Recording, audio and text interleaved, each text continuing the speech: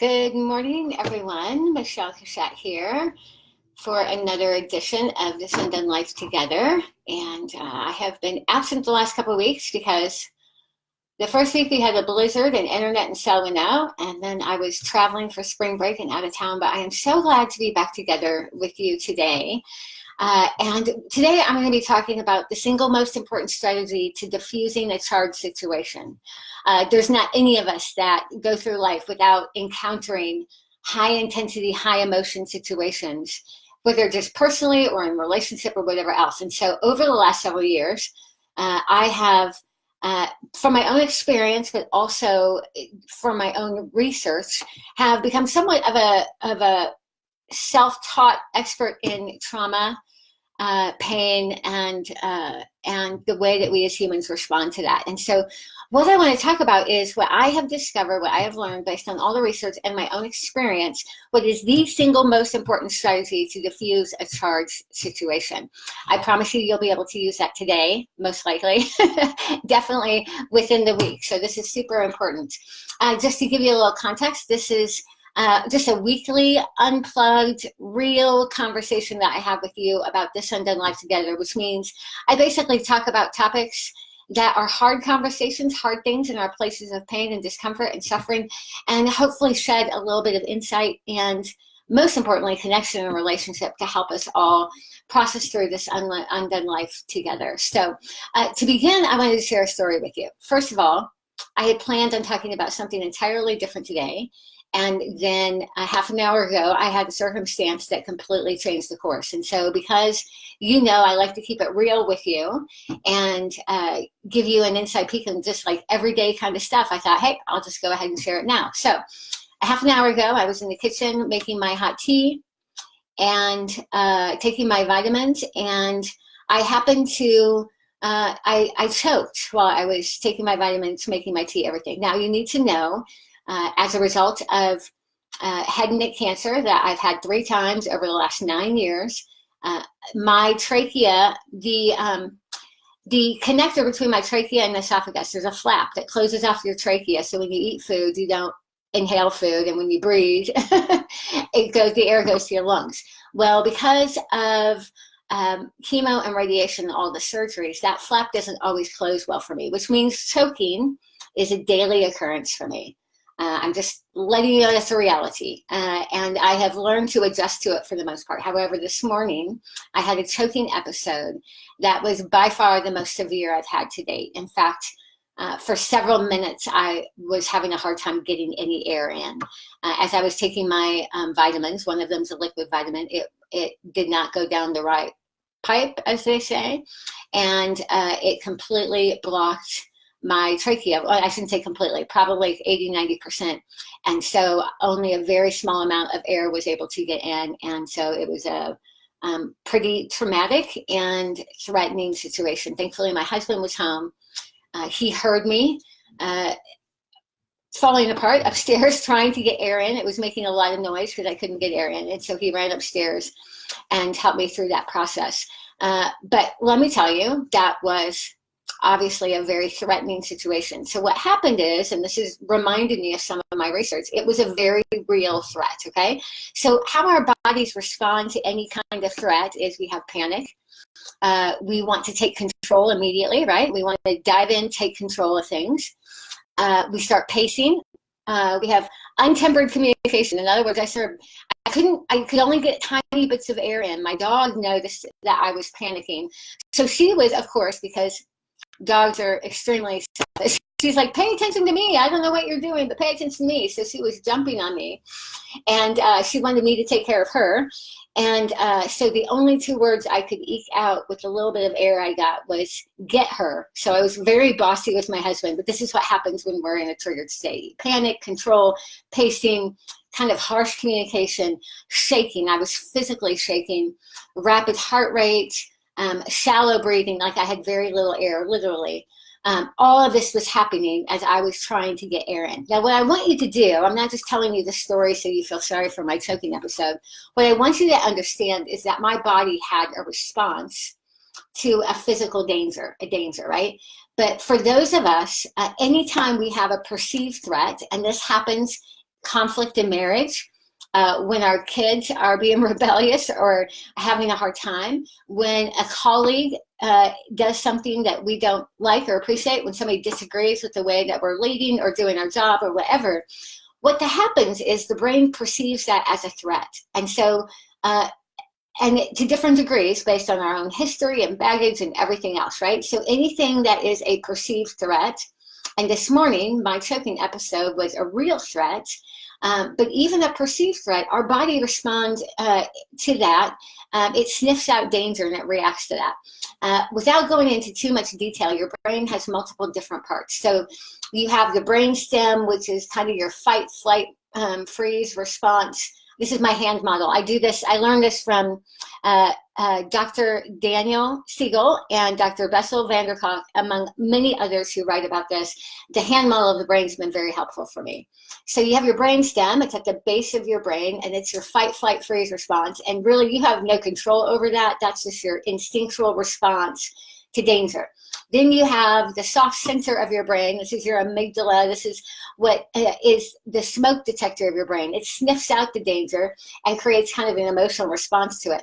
And then you have, and this is in the center here, and then over the top of that, you have your frontal cortex, your prefrontal cortex right here, which is your executive function, your ability to make decisions, not reactions, okay? So what happens though is when this threat center part of your brain is activated, and the smoke detector, the amygdala, senses that something's wrong, we need to do something, your prefrontal cortex goes offline. So it's what we call flipping your lid. You flip your lid and you are operating from pure instinct, okay?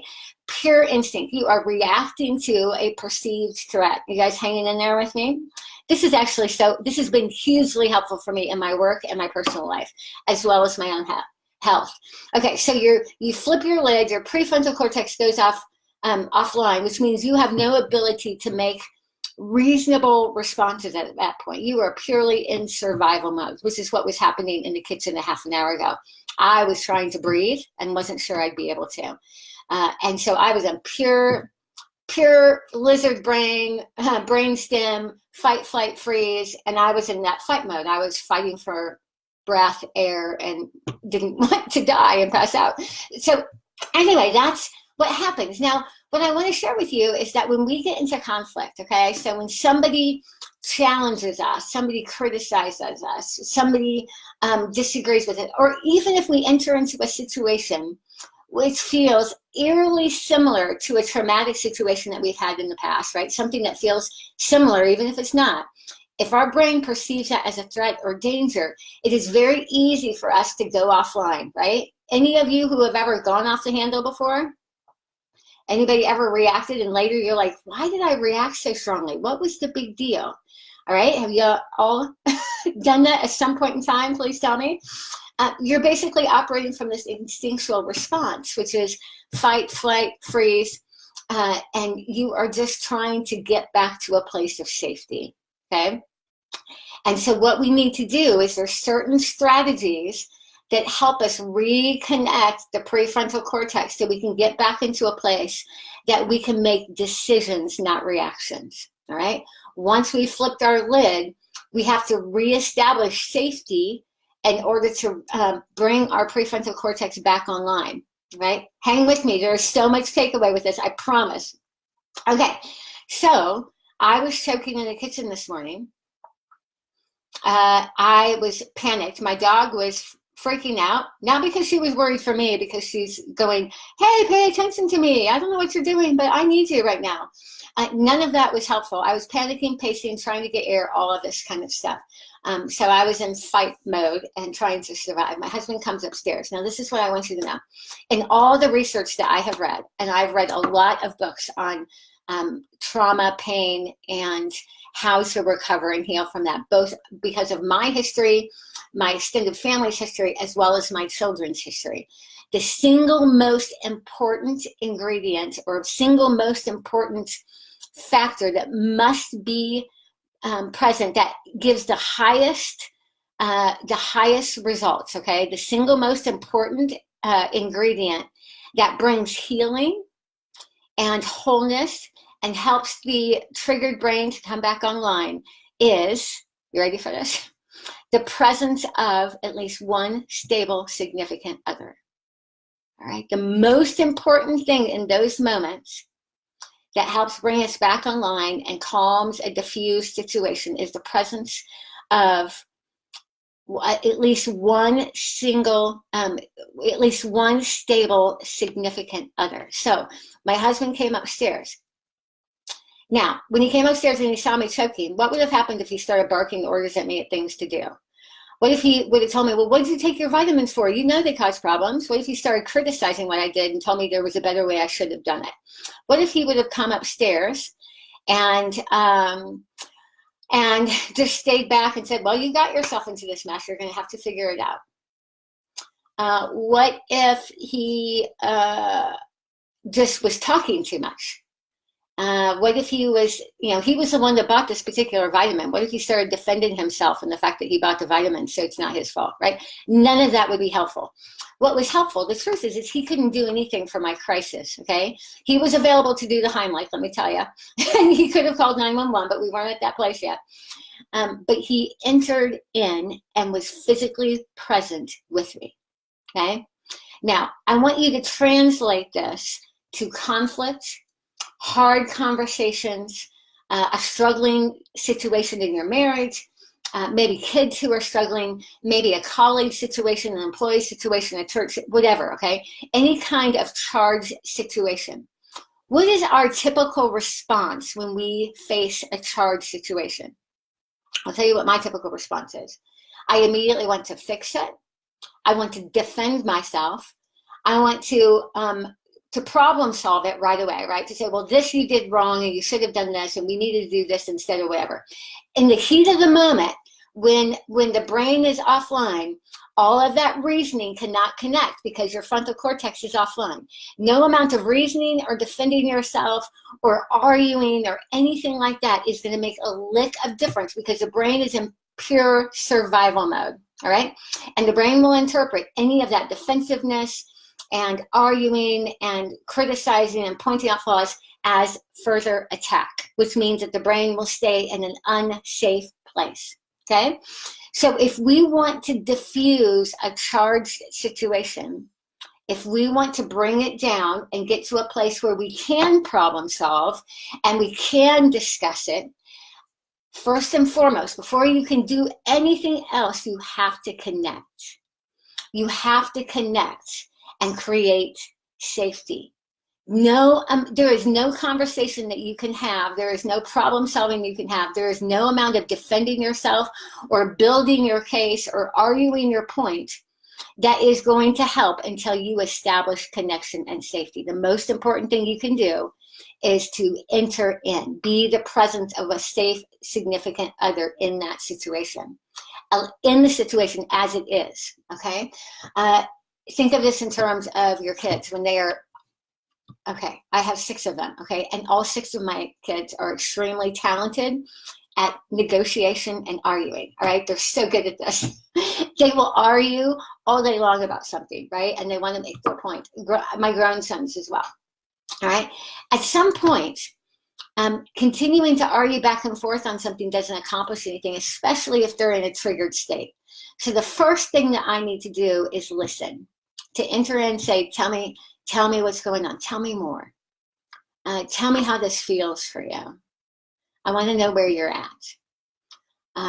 And you listen, you engage without any agenda to make your own point, okay? You're establishing safety. When my husband entered in, there's nothing he could have said to fix it, but he stood there with his hand by my side and I felt safe, all right? Because I knew he was there with me and I knew if I passed out and turned purple, he would call 911. He was there, okay? That was the best thing he could do for me at that point. All right. But what happened is it immediately brought down my panic a little bit, which allowed me to get a little bit more air in. Okay. So I want you then to think of that in terms of in conflict. All right. In conflict, the person across from you who you're engaged in conflict with, their brain is feeling attacked and threatened in some way. They're not getting air in other words. Okay. Metaphorically, they're not able to breathe. So your presence, though, helps bring a measure of calm that allow all of you to breathe, which then enables you from a place of safety to problem solve. But connection has to be in place before you can correct. This is a phrase that I have heard from a therapist that I've talked to as well in the research, but you must connect before you correct. Connect before you correct. It doesn't mean that there doesn't need to be correction.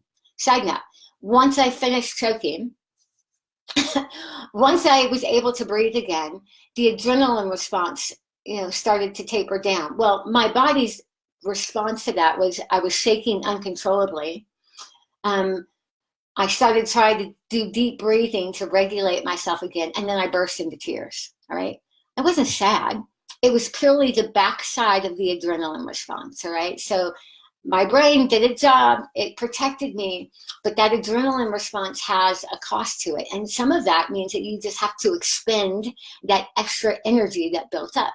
So there was nothing wrong with bursting into tears. It was what my body needed to do to deal with what just had happened.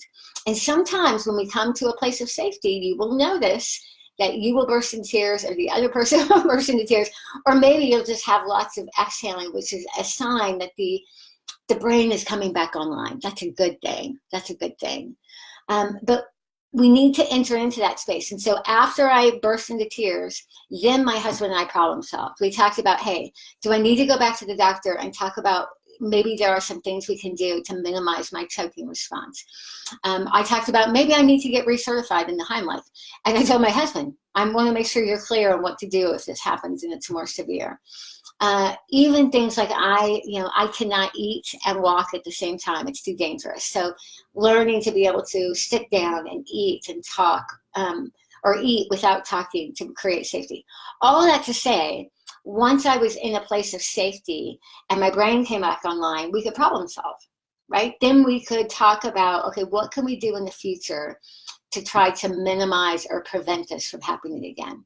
But if he would have started that before I was safe, it would have been offensive and it would have actually made things worse, okay? So think of that in terms of conflict as well. It's so important, all right? You have to view it when somebody is having a heightened response and you're like, oh, they're being ridiculous. There is something that's making them feel unsafe. What can you do to enter in and to be present without being defensive, attacking, or problem solving in the middle of the crisis?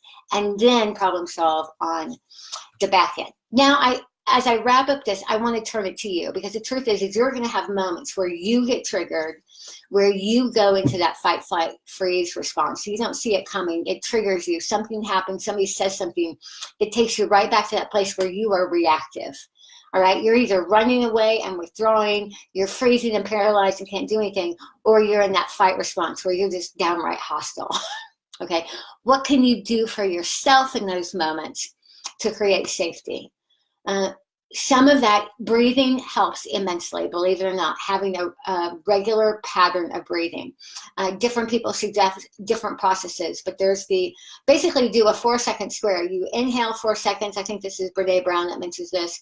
Inhale 4 seconds, hold it for 4 seconds, exhale for 4 seconds, and hold it for 4 seconds. And you do that, maybe 8 or 10 times. Do that 4-second pattern. It's 16 seconds in all, maybe 10 times. And that will help bring your brain down to a place of regulation. However, journaling is another way. Now, journaling is a means of you connecting with yourself. So processing, writing down what's going on with you is a way to get your brain back online.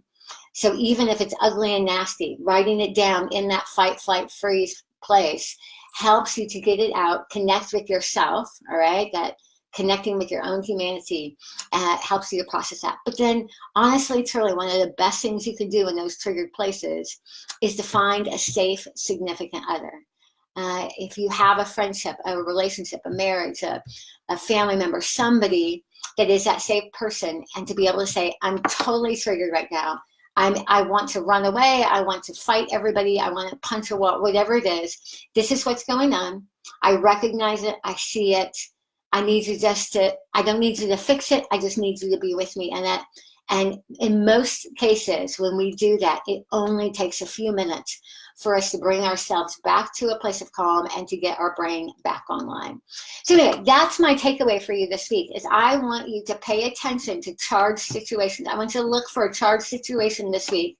either in yourself or somebody else, like either a personal thing where you're being charged or you're in a conversation where it is. And I want you to put on hold your tendency or instinct to respond with defensiveness or explanation or problem solving, any of those kind of things. I want you to pause it, and I want you to connect before you correct. I want your first thing to do is to connect. And all you need to say is, I'm here, I hear you, I see how this is affecting you, and it matters to me, and I'm not going anywhere. Do that. And then once everybody gets to a place of calm, then problem solve, and then come back around and let me know how this has worked itself out for you in your practice, how it's impacted you, if you've seen positive results from it. It's one of those things that will take practice to learn, but it is so worth it in the end. And I hope you guys don't have to deal with choking, but let me tell you, this will keep your relationships from suffocating if you can learn to connect before correct. All right. Thank you, friends. It's so much fun, as always, hanging out with you. I love doing this Undone Life together. All the best to you. I'll see you next week.